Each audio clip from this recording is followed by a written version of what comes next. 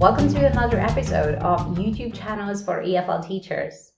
My name is Anna, and today we are giving this series a slightly different angle because I want to talk about a channel that I use for myself, for my own language development as an English teacher. The channel is called 1 Minute English, and it's run by Lexical Lab, which stands for Hugh Deller and Andrew Walkley, two teachers, teacher trainers, and coursebook writers who are big believers in adopting a lexical view of language. And the idea for this channel is that in 1 minute, they explain a high-level idiom or expression, focusing on its meaning, form, pronunciation, and appropriacy, which for me means that I can be reminded of or learn the expression that they are focusing on. I mean, I don't know about you guys, but English for me is not my first language. And although I've been learning it since primary school, which is a long time, I still come across expressions that I'm not 100% clear on. And I actually think that's okay. If I can keep learning something new every day, then I can be a positive role model for my students. So I want to prioritize working on my English, but then I'm also really busy. I'm a teacher. Again, I don't know if anyone can relate to this, but I do have 1 minute every couple days or so. So that's another reason I like this channel. Let's have a look, shall we? Here are some of the expressions that have been featured on the channel recently. One thing I love about these is that they are all so natural and fresh. Stuff that people actually do say, not weird idioms that no one ever uses. Have a look and see if you can find one where you could use a bit of a refresher. For me, from this particular selection, it would be put paid to and a bit of a dab hand.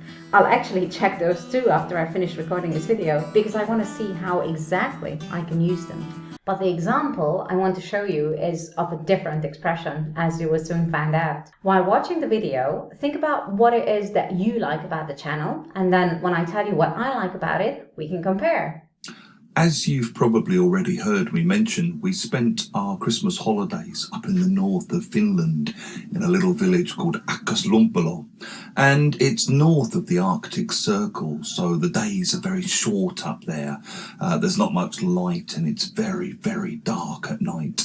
When we arrived, my 10-year-old daughter took one look at the skies and she said, "The skies are even cloudier and greyer here than they are in England, and that's saying something."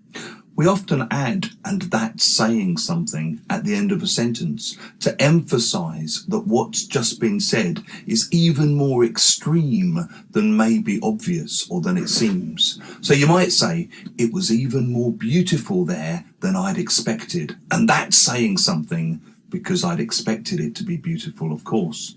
That was one of the worst matches I've ever seen in my life, and that's saying something because I've seen some bad ones.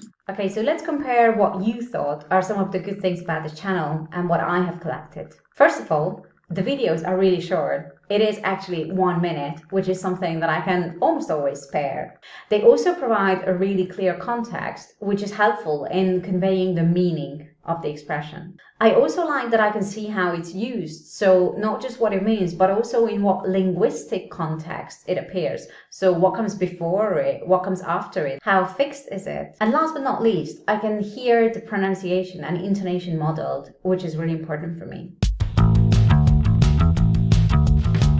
So as I said, this is a great professional development tool for me, but I also use it with my students, usually higher level, so B2 or C1. What I do is I either select 3 or 4 expressions that I think would be useful, or I let my students select because I'm a big believer in the power of autonomy when it comes to learning.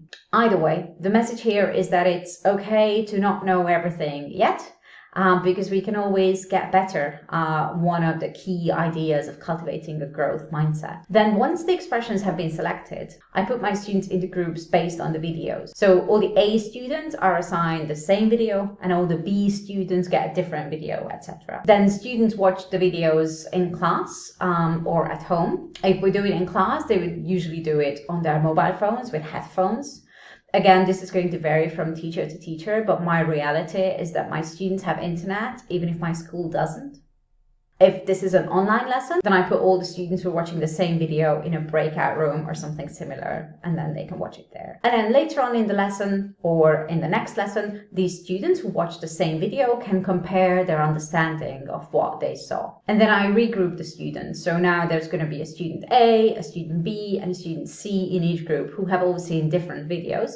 And they teach each other, conveying the meaning, modeling the correct form and the right pronunciation. This kind of peer teaching with a real information gap works wonders for students' confidence in my experience. A question I get asked a lot when I talk about this activity is whether the teacher should worry about mistakes that the students make at this stage.